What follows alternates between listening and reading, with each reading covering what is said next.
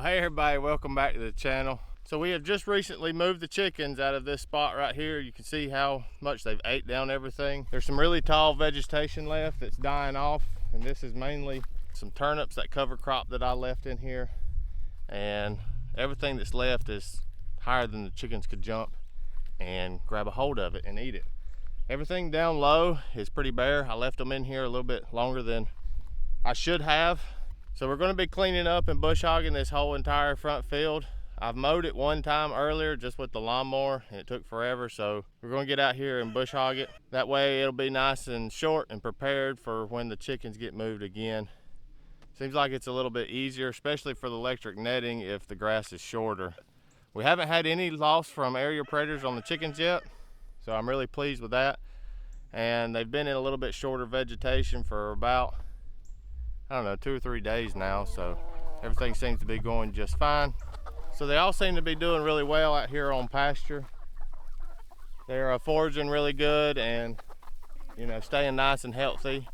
And ever since I moved them out of their brooder, they've really shot up and grown really fast. So I definitely think, in a couple videos back where I talked about them growing to the size of the space that they had, I really think it had limited their growth. Ever since we've moved them out here, they've just really started growing fast again. They haven't started laying yet, which is just fine, because when they do start laying, I really don't know what we're going to do with all the eggs. But we have them in a really large area here to get plenty of forage, and we'll leave them here a week, maybe 2 weeks, depending on, you know, what the grass and the forage looks like, and then we'll move them on out in here to this section. We're going to get out here and mow the rest of this, and then when we move the chickens, we'll come back and mow whatever crop is left that they haven't ate, just like right up here. So we've had a whole lot of stuff going on here at the new farm. Spring and summer and fall is our busiest time of the year with the garden, taking care of animals. So we've almost finished the kitchen in the house. It's just now being able to be used, but there's still a few little small finishes that I've got to do before we reveal what the kitchen looks like for the final time. The pool's almost done, and I didn't film much of it, but it kind of happened all at one time. And I haven't done anything else over here on the new pasture that we're building since I burnt the brush pile, because I've been focusing on the house and the pool and everything else. I haven't had time to get over here yet, but that project is still in the works and we're still going to be working on that. So a lot of stuff going on here at the homestead. Hope y'all stick around and follow the channel. That way y'all can see everything that's happening here. There's a lot that's happening, and there's a whole lot more that we have planned and in store for this property here. Enough of me rambling. Let's get to work.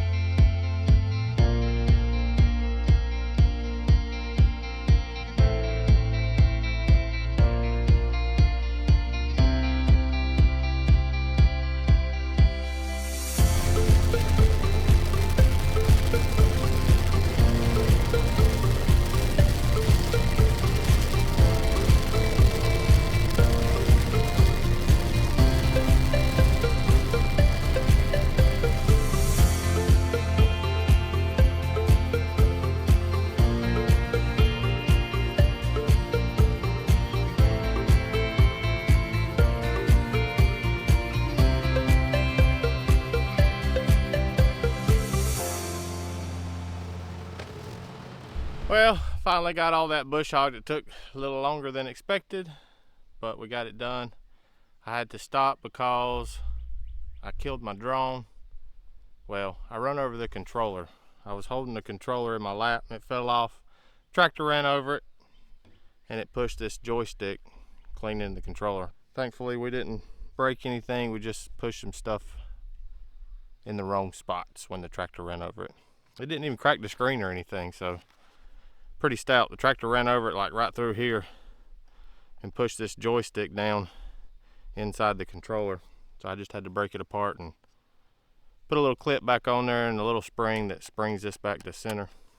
Anyways, that took about 30 minutes to fix this. So we got all this bush hog down here in the front field and it stays pretty wet. So it's the first part of June and down here in the lower part, it's still pretty wet. It stays wet year round. And then down in here, all this stays really wet too. I got some of that bush hogged, but with a two-wheel drive tractor with turf tires on it, it just doesn't go really good in soft, wet ground. So we got some plans for this area right down here where I had burnt some brush at one point in time. This whole little low spot right here stays wet, and all winter long there was water seeping out of this bank right here at the end of these logs, and there was a little creek, like a little spring head. But now that summer's here, all this up here is dried out, but down in the bottom's still wet. So we got a couple ideas on what we want to do with that little spot.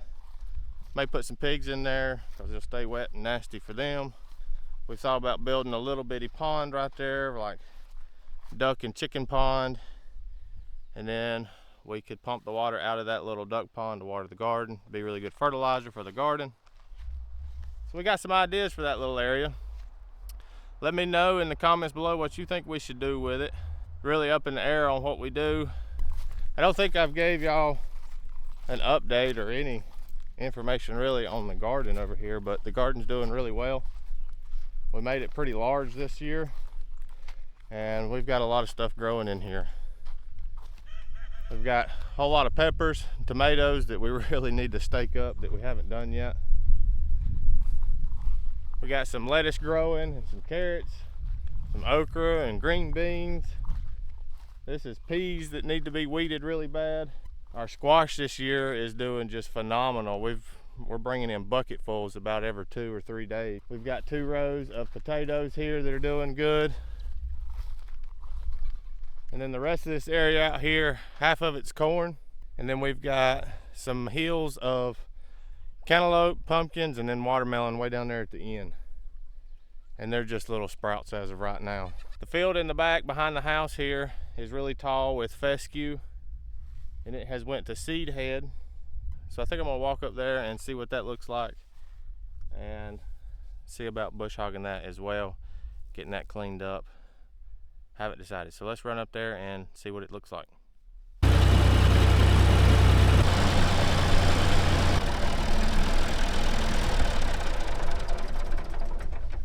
So I'm really trying to manage this grass while there's no livestock or anything grazing on it.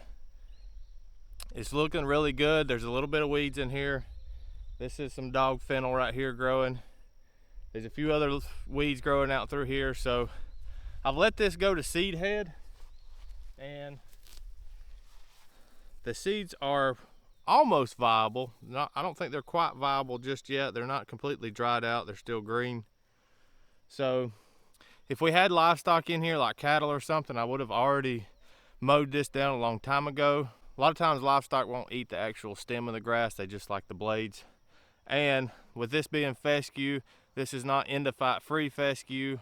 I'm sure there's the endophyte in this grass. So the worst possible thing you can do for when you have livestock is letting this go to seed head, because that endophyte lives in the top section of the plant and then the very bottom section of the plant. So if you overgraze it, that endophyte is down there where your livestock is eating, and then if you let it get too mature, the endophyte is up there at the top as well. So I think I have decided I'm gonna come in here and bush hog this, cut all these seed heads off, and maybe this fall I will let this grow again and make viable seed head that will fall, maybe germinate, and then help repopulate this fescue even more. So I'm gonna come in here and mow this down, help control some of these weeds.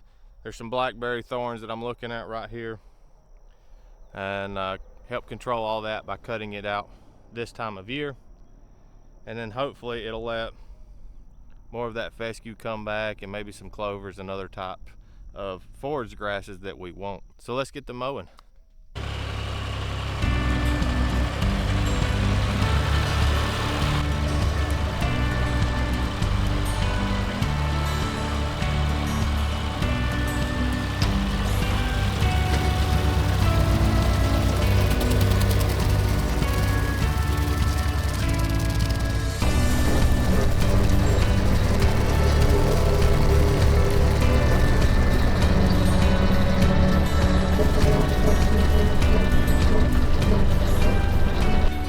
Found a baby rabbit.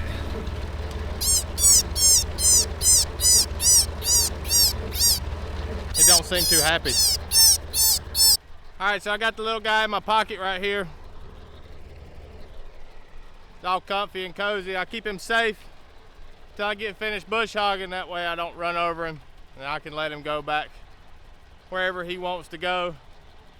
And hopefully I don't run over anymore. I didn't run over him, but I scared him out, and then he's gonna be up here where I'm bush hogging, so we'll keep him safe until we get finished, and we can let him go.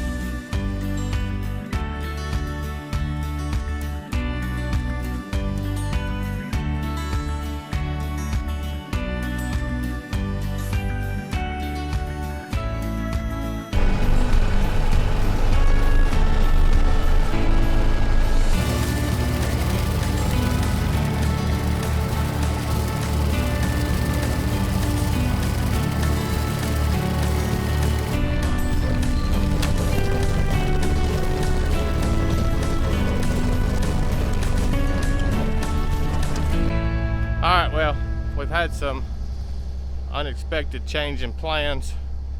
Got to move the dump truck because the other one broke down today, so it's been sitting in the barn for a couple weeks. Had a load of dirt in it that we didn't want getting wet, so we gotta go drop that off, bring my dad back, and then if it's not dark we'll finish bush hogging.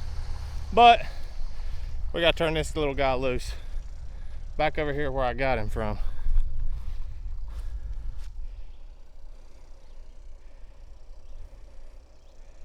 Here he is. Oh, he was sleeping. He was down in there snugly sleeping. There he goes. So I seen another big rabbit over next to the brush pile. Sorry about the sunlight. I was bush hogging over there, and a big rabbit run out. So might be its mama, might not be, but hopefully it'll live just fine. Well, I'm telling you what, this week just evidently is not my week. I broke my drone yesterday, ran over it with the tractor, but I got that fixed, as you know.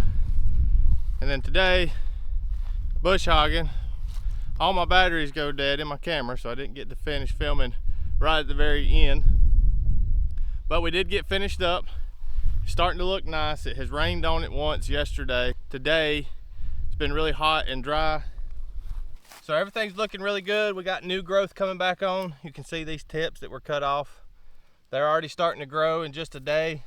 So this vegetation here that we've cut, this grass that we've cut, is really starting to dry out, and it's starting this process of breaking down. So every time this vegetation gets rained on and then dries out, it breaks down a little bit more each and every time. So we leave all this carbon on this field, it's going to break down. So it'll take it a little while for this organic matter to break down and be able to be used by the soil and the microorganisms that are in the soil. But this is the best way that I know how to manage your grasslands properly without using a lot of herbicides or, you know, spraying a bunch of chemicals on your fields and stuff. So when we first bought this piece of property, this was all grown up. It had a lot of weeds in it. And this is the second summer that we've been managing this little pasture area up here. We've had no livestock on it. So just by mowing it and maintaining it at strategic times of the year, you can really tell how much healthier that this field is doing. There's not nearly as much weed pressure in here. And all in all, everything's looking really healthy for when the time comes that we are able to put animals up here. We'll keep maintaining this. This is not a big enough area to, you know, cut hay on. Plus, I don't have any of the hay equipment. If I did, it might be worth, you know, getting 3 or 4 round bales off of this. That'd probably be all I'd be able to get off of this. But for right now, we're just maintaining it, cutting it, leaving this carbon here on the ground so that it can be turned into good, nutritious soil later on in the future. I hope everybody's enjoyed this video. I hope you learned a little bit. I hope you can do the same thing with your unused pasture land. You know, if you're not grazing this year or something, giving your pastures a season to rest, that's really helpful too. You know, when we do start grazing, we'll rotational graze, and giving your grasses rest before they're grazed or mowed is one of the most beneficial things you can do for your grasses at your place. So I think this is going to be all for this video. Really appreciate you watching, and we will see you in the next one.